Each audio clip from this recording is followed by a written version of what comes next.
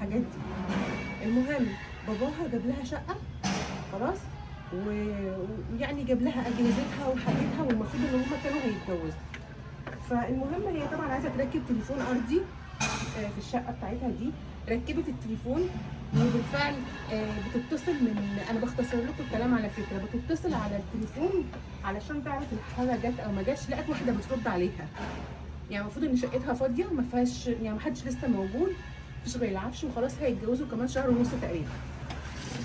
المهم لقت واحده بترد عليها، وبعد كده يعني طلبت تاني، قالت يمكن الرقم غلط فما حدش رد. فالمهم ايه، يعني الشيطان لعب في دماغها، خدت مامتها وراحت الشقه، لقت ابن عمها متجوز واحده واخدها ومقعدها في الشقه، وده ابن عمها مش حد غريب. فالمهم ان هو يعني قال لها ان هو خلاص هو غلط وان هو هيسيبها وكلام من ده.